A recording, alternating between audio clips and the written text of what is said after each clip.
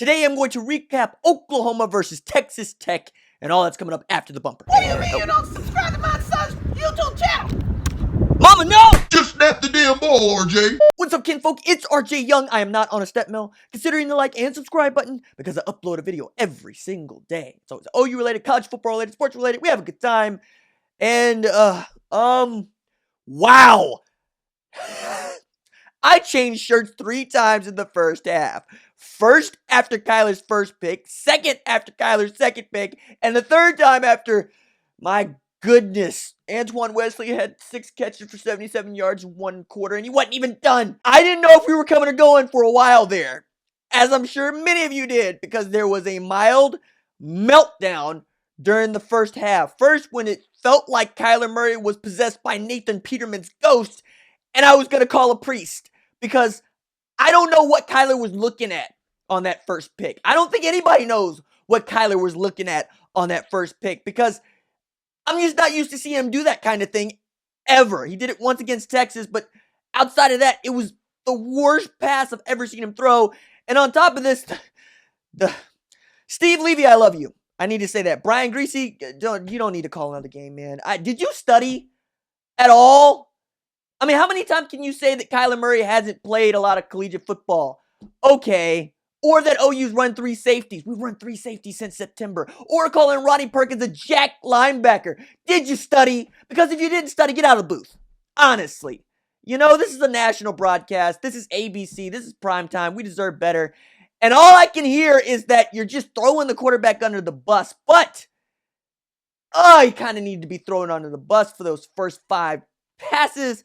And then the offense comes to life. And the offense comes to life not because of what Kyler did with his arm, but because of what he did with his legs. And then here comes Trey Sermon. Trey Sermon had 96 yards rushing in the first half. My goodness, averaging 8.7 yards per rush in the first half. And that would be great. That'd be outstanding. The 300 plus yards that Oklahoma had in the first half. The 190 yards passing with 2 TDs, 11 to 15 for Kyler Murray with 2 picks. That was awesome. Kennedy Brooks averaging better than 5.5 yards per carry. That was awesome. Grant Calcaterra, big boy in it, showing up to catch the ball in traffic. That was awesome. Lee Morris catching the ball, taking it out. That was awesome. Devontae Dorsey, not so awesome. Like Oklahoma's most disliked list, like the power rankings, just got thrown into chaos tonight because it went Big 12 refs 1, Devontae Dorsey 2, then Pat Bev, then KD, and then probably Brian Greasy. I mean, all the things that could go wrong for the defense went wrong, and a few things that could go wrong for the offense. We can talk a lot about Lincoln Riley's play calling, but I'm not that good, and you're not that good, so I tend to let Lincoln Riley call whatever it is he feels like he needs to call because, well, he's got the best offense in all of football, one of the most legendary offenses of all time. Now his use of timeouts, we can have a discussion about that. We can have a discussion about the clock management to end the first half because it felt like you could get 3 out of that, just tie the game up, 31, go into halftime, get the ball. Hey, you come out, you go score 6, go up 7 with the extra point, and that be it. But no, it's not what Lincoln Riley elected to do.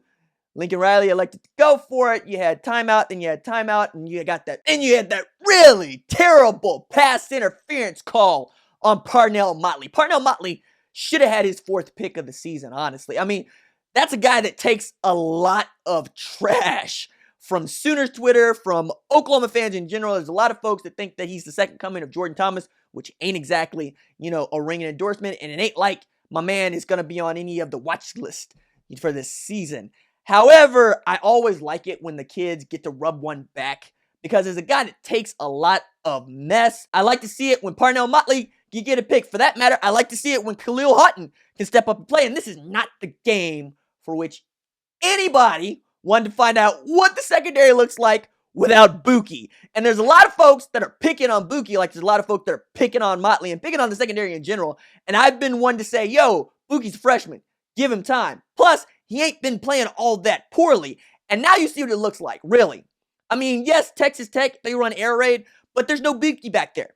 So you got Justin Broyles, you got Jordan Parker, who I think we figured out why we haven't seen a lot of Jordan Parker here lately. It's kind of like Charleston Rambo, right? There's good, and then there's bad. Like, he had one great pass breakup in the first half, and then he got shook like a bowl full of Jell-O. Just got his grits cooked on a TD on a screen pass, which leads me to my other just blatant observation, which is, when are we gonna, see screens?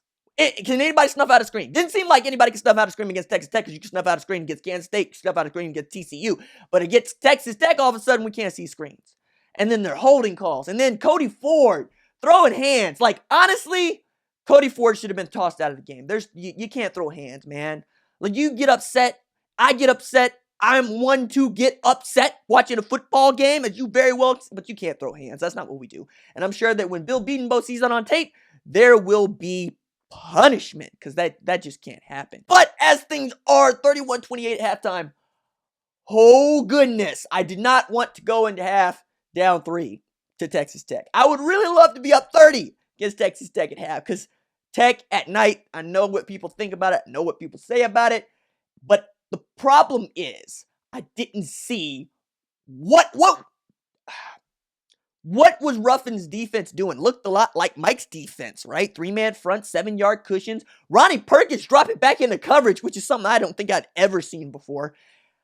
I just said, get to halftime, make some adjustments on the defense, because that's been something that Ruffin McNeil's been able to do since he took over. Defense plays better in the second half of football games than it does in the first half, so if it plays well in the first half, it's going to be excellent in the second half.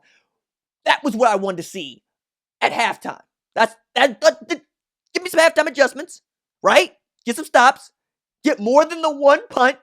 Oklahoma be fine. That's how I felt going into halftime. Now, what did we see in the second half of the football game? Well, one, we saw a lot of Trey Sermon. Over 200 yards on the ground. The preacher man closed out the game. Gave him one of those African Methodist Episcopal sermons. One of those AME sermons. You know, the kind that starts at noon and lasts past 3 o'clock kickoff on Sundays. That's what they got. Running out the clock, giving Texas Tech everything that it wanted on the ground game. But also, this is a football team that had nearly 700 yards of offense. You got over 350 yards of passing from Kyler Murray. You got over 100 yards receiving from Lee Morris. You got over 200 yards on the ground again from Trey Sermon. And you got a defense that came up when it had to come up. Now, I understand there's a lot of folks that were upset with the way that Jordan Parker played at safety and that Parnell Motley played at corner. Well, one, Jordan Parker's playing at safety because there was no Buki. Two, Parnell Motley was basically doing what he normally does, which is playing great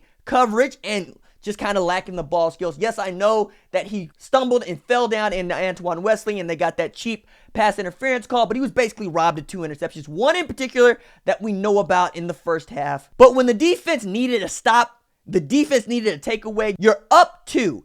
Texas Tech is going for 2. Cliff Kingsbury's feeling good. Tech has all the momentum. And then here comes Robert Barnes, not only with the pick, but the courage to run it out of the end zone. Run it all the way back. So you got a takeaway and 2 points, and a crucial 2 points. 2 points that became a 4-point cushion. What's 4-point cushion in football? 2-possession football. I think we really have to give credit where credit is due there. And we're talking about a team that fought back from 2 interceptions from its starting quarterback. Defense was in a hole. Defense fought its way out of a hole. Defense came up big when the defense needed to come up big. Now, as great as this win was, it was also bad. I got beef with CeeDee Lamb the way that he played. You picked up 2 personal fouls on 1 play. That's indefensible. Cody Ford should have been tossed for throwing his hands.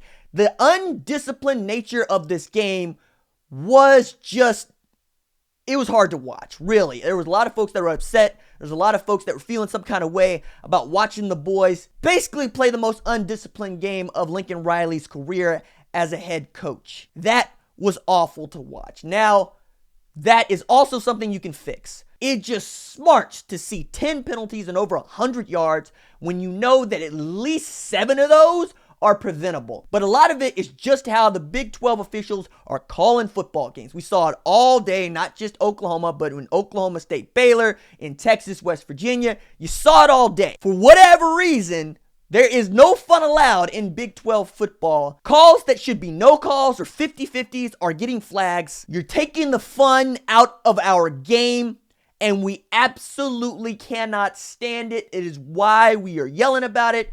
I don't know that there's something you can do as the University of Oklahoma except to write a strenuous letter, for which I have already started to pen, and say, yo, We deserve better here. We deserve a much more fun product. We deserve officiating that reflects the soul of the game. The soul of the game is John. Now, is the soul of the game throwing hands? No. But it is football. You do hit people. You do trash talk. It is a part of the game, and at the end of the game, what do we all do?